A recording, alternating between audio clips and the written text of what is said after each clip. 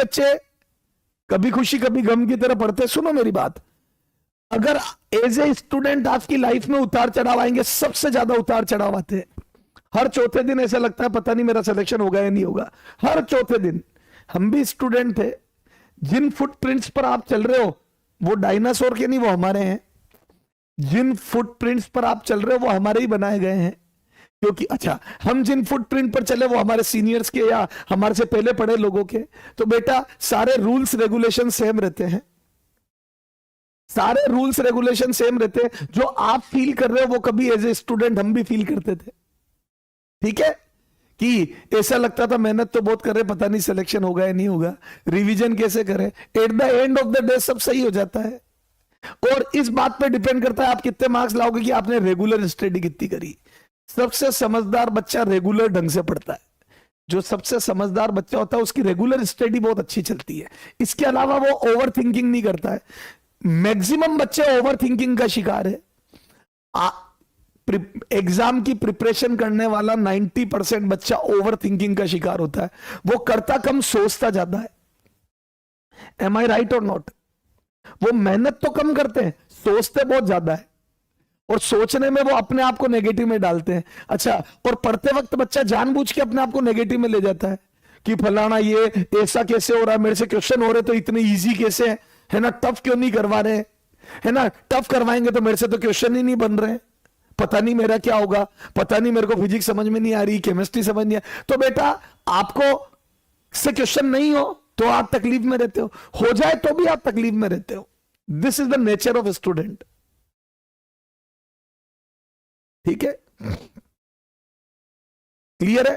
तो एक तो ओवर थिंकिंग मत करो, रिवीजन भी हो जाएगा, ऐसा भी लगेगा भूल रहे हैं। मैंने एक वीडियो बना के डाला, भूल रहे हैं उसी को लगता है जो मेहनत करता है, जो नहीं करता उसको तो कभी लगता ही नहीं है। आपकी छोटी छोटी क्लासों में भी आपको लगता था सब भूल रहे हैं। तो दिस इज नेचुरल प्रोसेस। हर पढ़ने वाले बच्चे को ऐसा लगता है तू अकेला नहीं है, तेरे किसी भी दोस्त से पूछ ले, सबको लगता है। जो ज्यादा अनटशंट क्वेश्चन करता है वो दुनिया का सबसे मूर्ख इंसान है। सर क्यों? क्योंकि एग्जाम में ना तो इतना टाइम मिलता ना ऐसे क्वेश्चन आते हैं। ठीक है, मतलब पेपर का लेवल कुछ भी हो सकता है, मैं ये नहीं कह रहा हूं, लेकिन कंसेप्चुअल क्वेश्चन करो। क्लियर है? आपको लड़ना आना चाहिए क्वेश्चन से, करो छोटे मोटे, लेकिन ऐसा नहीं 24 ही घंटे पता पड़ा नीट की तैयारी और जेई की बुक लेके बैठे हो। मूर्ख लोग हैं। मैं अच्छा, अनटशंट कैलकुलेशन वाला क्वेश्चन कई बच्चे डाउट में डाल देते, मैं एंटरटेन ही नहीं करता। मैं साफ बोल देता हूं अगले का सोचना है जो सोचे। मैंने तुम्हारे को बताया था एक बच्ची थी आयुषी चाजे, नाम ही भूल गया मैं तो, याद ही नहीं आ रहा। ठीक है, अक्षी छाजेड़, हाँ, एक बच्ची थी बेटा अक्षी नाम की। वो 3 महीने बचे एग्जाम में, उस समय इररिलेवेंट डाउट पूछती थी, मैं मना कर देता था। दूसरे बच्चों के डाउट बता रहा हूं, उसको मना कर रहा हूं, उसको लगता है सर मेरे को बार बार नेगलेक्ट कर रहे हैं। एक दिन उसने मेरे से पूछ लिया रोते हुए कि सर है ना आप मेरे डाउट नहीं बताते हो, सबके बताते हो। तो मैंने कहा बेटा तू ओवर थिंकिंग का शिकार है, तू ओवर एक्सपेक्टेशन का शिकार है, तू अनटशंट क्वेश्चन कर रही है क्योंकि तू खुद को परेशान रखना चाहती है। अभी मैं इन 4 बच्चों के सामने तेरे डाउट को एंटरटेन करूंगा ना, ऑफलाइन की बात बता रहा हूं, तेरे डाउट को एंटरटेन करूंगा तो ये 4 भी नेगेटिव में चले जाएंगे। क्योंकि तू तो गलत कर रही है जो कर रही है खुद के साथ, तू दूसरों के साथ भी जाने अनजाने गलत कर देगी। बोले सर क्यों? मैंने कहा ये क्वेश्चन नीट के काम के ही नहीं है, और एंड टाइम पे ऐसे इररिलेवेंट क्वेश्चन करने का कोई मतलब ही नहीं बनता। ये क्वेश्चन आपको तब करने चाहिए जब आप शुरू से पढ़ रहे थे, और तब भी मैं तो मना करूंगा। अल्टीमेटली उसको मेरी बात समझ में आई, उसने रिलेवेंट पढ़ाई स्टार्ट करी और 3 महीने के कोर्स में उसका सिलेक्शन हो गया। उसके नंबर 350 के करीब आते थे, उससे वो 635 या 37 नंबर, पता नहीं अब मेरे को एग्जैक्ट याद नहीं है, 600 प्लस नंबर। उस समय तो 585 या 90 पे गवर्नमेंट कॉलेज मिल जाता था राजस्थान में। जयपुर की बच्ची थी तो उसको कॉलेज मिल गया, गवर्नमेंट कॉलेज, कोटा से एमबीबीएस कर रही है गवर्नमेंट कॉलेज। अब तो शायद कंप्लीट भी हो गई होगी, बहुत पुरानी बात हो गई। तो रिलेवेंट स्टडी करो। पहले बेटा जो हाथ में है उसको तो खा लो, दूध में गिरा हुआ बिस्किट तो बाद में निकालना। पहले जितना आता है उसकी परफॉर्मेंस तो दो, पहले जितना समझ आ रहा है वो तो करो। जबरदस्ती अनटशंट क्वेश्चन करके अपने आप को परेशान करना नहीं। पहले बेटा आपसे पीवाईक्यू तक के क्वेश्चन तो बनाओ, पहले टॉपिक को क्लियर तो करो। क्लियर करने से पहले अनक्लियर कर देते हो उसको। Is that clear? सिलेक्शन उन्हीं बच्चों का होगा जो रेगुलर क्लास अटेंड करते हैं। मैं बहुत स्पष्ट बता रहा हूं, जो रेगुलर क्लास में आते हैं। अप्स एंड डाउन्स आएंगे, कई बार आप डीमोटिवेटेड होगे, कई बार आप ओवर मोटिवेटेड हो जाओगे। तो ये लाइफ में चलता रहेगा, कभी बहुत खुश होगे और कभी दुखी रहोगे और ज्यादातर दुखी रहोगे। लेकिन क्लास रेगुलर अटेंड करो। जितनी भी क्लासें चलती है आपकी 4 साढ़े 4 घंटा 5 घंटा जो भी चलती है, उसमें आपको कंसंट्रेशन से बैठना है सारे सब्जेक्ट में, तब ही जाके सिलेक्शन के दरवाजे खुलेंगे। सबसे पहला दरवाजा है रेगुलर क्लास अटेंड करना। दूसरा दरवाजा रेगुलर टेस्ट देना, चाहे नंबर आपके 100 आओ, 200 आओ, 300 आओ, 400 आओ, 500 आओ, 650 आओ, 700 आओ, 710 आओ, 720 के बाद मत चले जाना। कुछ भी नंबर आओ, रेगुलर टेस्ट देना है। क्योंकि जब तक टेस्ट नहीं दोगे, आपके अंदर प्रिपरेशन करने की, तैयारी करने की अलख नहीं जगेगी। तब तक आपके अंदर मोटिवेशन नहीं आएगा कि मुझे 300 से 400 पर पहुंचना है, 500 पर पहुंचना है। टेस्ट देना जरूरी है। सेकंड तरीका ये दरवाजा खुलने का। पहला रेगुलर क्लास, दूसरा रेगुलर डीपीपी सोल्व करो, तीसरा रेगुलर टेस्ट दो, और चौथा टेस्ट का एनालिसिस करो। वो बच्चे सबसे दुनिया के मूर्ख है जो टेस्ट तो देते लेकिन एनालिसिस नहीं करते।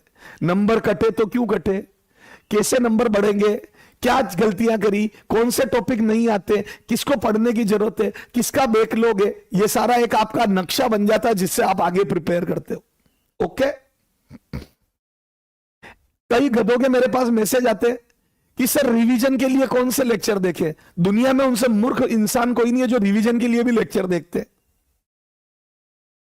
बच्चों के मैसेज आते हैं सर रिवीजन के लिए कौन से लेक्चर देखें। दुनिया के सबसे बड़े मूर्ख है वो लोग जो रिवीजन के लिए लेक्चर देखेंगे। अगर रिवीजन लेक्चर देख के करोगे तो आप बेटा एक टॉपिक का रिवीजन क्या 1 साल में करोगे गधों।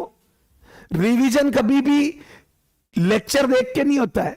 लेक्चर पहली बार में अभी इसीलिए तो करो अभी ढंग से पढ़ो।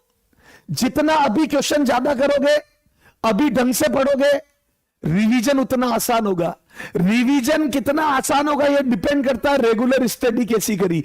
अगर रेगुलर स्टडी ढंग से करी तो ही रिवीजन ढंग से होगा। ओके।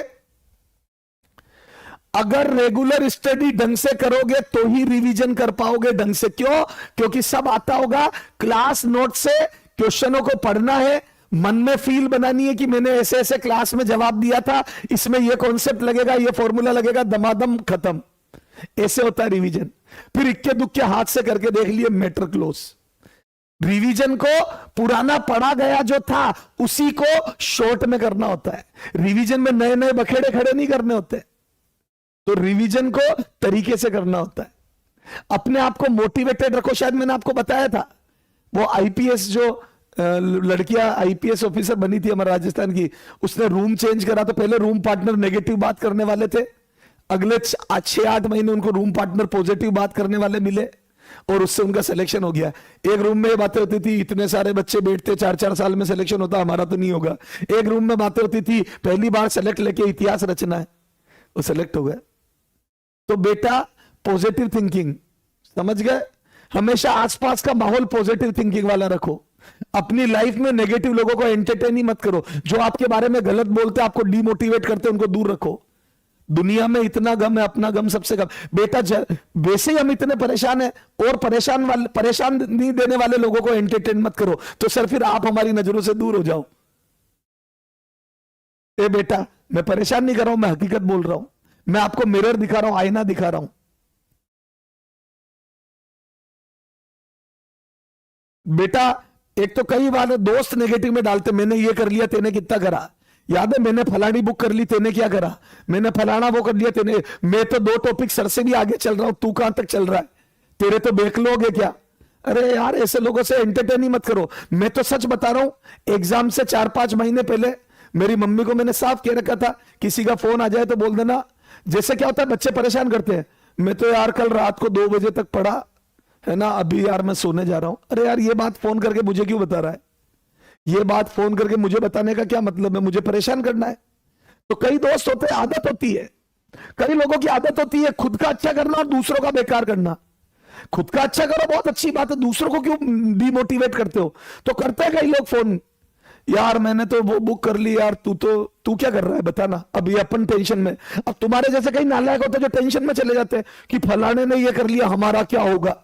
अरे कुछ नहीं होगा, वो पागल है। तू तेरा काम कर, क्लास नोट्स, डीपीपी, और जो टॉपिक कमजोर लगे उससे किताब के क्वेश्चन कर लिए या मॉड्यूल के क्वेश्चन कर लिए। तुम तुम्हारी प्लानिंग पे चलो। ऐसे लोगों से कैसे निपटे? बेटा वो बात चालू करे उससे पहले, अरे यार तू तो 2 बजे तक पढ़ा, तुम बोल दो मैं तो 4 बजे यार अभी जस्ट सोने जा रहा हूं, मैं तो पूरी आंखें सूज गई और अभी जस्ट मैं नाश्ता वास्ता बाजार में करके आया हूं, 5 बज रही है। आप बेटा उल्टी बात कर दो, अगले ने आपको डिमोटिवेट करने के लिए फोन करा, अगला खुद डिमोटिवेट हो जाए। जैसा बोओगे वैसा काटोगे। अरे पेड़ बबूल का, पेड़ नीम का बोओगे तो आम कहां से पाओगे? जो बच्चा आपको बेकार करने के लिए फोन करे, आप उसको इतना बेकार कर दो जिंदगी में फोन ही नहीं करे। सिर्फ खुद पर फोकस करो, concentrate on your self, forget about others. चिंता ही मत करो दूसरों की, सब बेवकूफ बना रहे हैं। मैं तो मेरी मम्मी को फोन कर देता था, मेरी मम्मी को मैंने बोल रखा था अगर कोई भी ऐसी बात करे कि आंटी मोहित क्या है, कितना पढ़ रहा है, क्या कर रहा है, तो उसको बोल देना बेटा मोहित तो मानता ही नहीं है, पूरे कल शाम को 4 बजे बैठा था, रात को 2-2 3-3 बजे तक पढ़ता है, मैं उसको बोलती हूँ सोने के लिए, सोता ही नहीं, तू ही समझाना यार। अब वो क्या खाक समझा, वो तो खुद नेगेटिव में चला गया।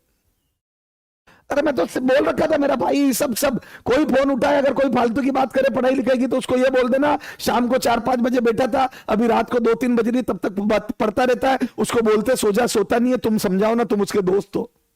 खत्म। अगला फोन ही नहीं करेगा फालतू के अब आपको, अगला दुनिया में फोन कर देगा, आपको फोन नहीं करेगा। कोई बोले फलानी बुक कर ली मैंने, तुम ऐसी बुक का नाम लो जो फिजिक्स की है ही नहीं, तुम ऐसी बुक का नाम लो फॉरेन ऑथर की जो फिजिक्स की है ही नहीं, वो बुक होगी मैथमेटिक्स की, उसका नाम ले लो। बायो का स्टूडेंट है, उसको क्या मालूम, मैथमेटिक्स की बुक का नाम ले लो, फलाना मैंने कर दी। अगला टेंशन में, वो किताबें ढूंढे, मिले ही नहीं वो पूरे मार्केट में। समझो बेटा, हमारे सिलेक्शन के बीच में अपनी लाइफ में किसी को इंटरफेयर मत करने दो। हमारे सिलेक्शन के बीच में कोई नहीं होता हमें टोकने रोकने वाला। हम अपनी ईमानदारी से मेहनत करें। पता पड़ा खुद मेहनत नहीं कर रहे हो, फिर मम्मी पापा की बातें बुरी लग रही है, नहीं, आप अपनी मेहनत ईमानदारी से करो। कर्म की इच्छा, कर्म किए जाओ, फल की इच्छा मत करो। आप ईमानदारी से अपना कर्म करो, फल की इच्छा मत करो, जो होगा वो देखेंगे, जो होगा वो देखेंगे। ढंग से बेटा, मैं बहुत कम ऐसी फालतू की बातें या टाइम खराब करता हूं, लेकिन कभी कभी जरूरी हो जाती है। जब आपके मैसेज देखता हूं और बड़े बेकार से मैसेज दिखते, अजीब अजीब से मैसेज दिखते, तो इच्छा होती है एक बार समझाऊं आपको। ठीक है, मैं बार बार नहीं समझाऊंगा, ध्यान रखना। और समझदार आदमी बहुत धीरे से अपना मैसेज देके चला जाता है। आपको समझने में कितना टाइम लगता है, यह आप पे डिपेंड करता है, आप इस बात की ग्रेविटी कितनी समझोगे। पढ़ाने लिखाने से ज्यादा इंपॉर्टेंट बात है। ओके, चलो। हाँ, जो भी कर रहे हो बेटा नवीन, जो भी कर रहे हो, चाहे आप बुक कर रहे हो, चाहे आप डीपीपी कर रहे हो, चाहे आप क्लास नोट्स के क्वेश्चन, डीपीपी, उसके बाद आपकी इच्छा हो जो करोगे, टाइम बचता है तो। मैंने ही तो बताया नवीन क्या सही ही कर रहा है। हाँ, मजा आ जाएगा। निशा, नवीन, सब बढ़िया है बेटा। बुक में क्वेश्चन मेरे ही तो लिखे हुए हैं सारे, मुझे पता है मैंने क्या डाला है क्या नहीं डाला है।